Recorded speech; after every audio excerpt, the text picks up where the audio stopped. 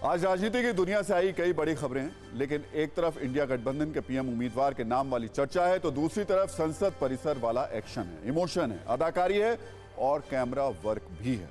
लेकिन इन खबरों पर जाएं उससे पहले अदालत के उस फैसले की बात करते हैं जिसका असर पूरे देश पर और देश की राजनीति पर पड़ने वाला है। हम सत्ता की उस कुंजी को सबसे पहले खोल रहे हैं जिसका राजनीतिक वजन अच्छा खासा है। यह भविष्य के कई हाई प्रोफाइल मंदिर मस्जिद मामलों से जुड़ी हुई है।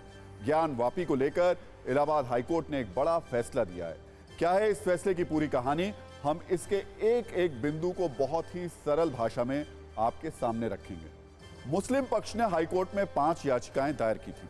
इलाहाबाद हाईकोर्ट ने उन सभी को खारिज कर दिया। साथ ही हाईकोर्ट ने वाराणसी कोर्ट को आदेश दिया कि हिंदू पक्ष ने 1991 में वाराणसी कोर्ट में जो याचिका लगाई थी वो प्लेसेस ऑफ वर्शिप एक्ट से प्रभावित नहीं है, उसे सुना जा सकता है। आपको बता दें कि 1991 में वाराणसी कोर्ट में आदि विश्वेश्वर विराजमान की तरफ से एक केस दायर किया गया था।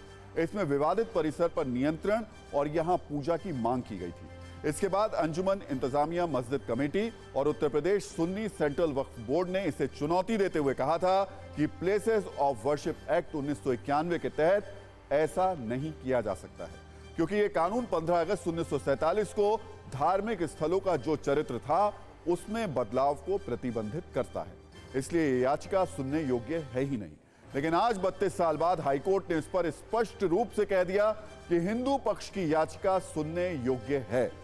हाईकोर्ट की 7 बड़ी बातें अब आपको बता देते हैं। ज्ञान वापी परिसर के 2 चरित्र नहीं हो सकते जैसा कि दावा किया जा रहा है, या तो हिंदू चरित्र होगा या मुस्लिम चरित्र होगा। दूसरी अहम बात, किसी भी विवादित स्थल का धार्मिक चरित्र सिर्फ सक्षम अदालत ही तय कर सकती है। तीसरी बड़ी बात, ज्ञान वापी परिसर का धार्मिक चरित्र सबूतों, दलीलों, तथ्यों को देखने के बाद तय होगा, यह अदालत तय करेगी। चौथी बड़ी बात, यह केस 2 लोगों के बीच का नहीं है, बल्कि यह मसला 2 समुदायों का विवाद है, मतलब यह राष्ट्रीय महत्व का मसला है।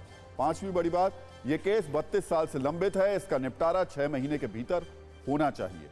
अब आगे इस मामले में तारीख पर तारीख ना दी जाए, बेवजह तारीख बढ़वाने की मांग पर जुर्माना लगाना चाहिए। एक और अहम बात, एएसआई अपने सर्वेक्षण की रिपोर्ट 1991 से लंबित इस मामले में भी दाखिल करेगा।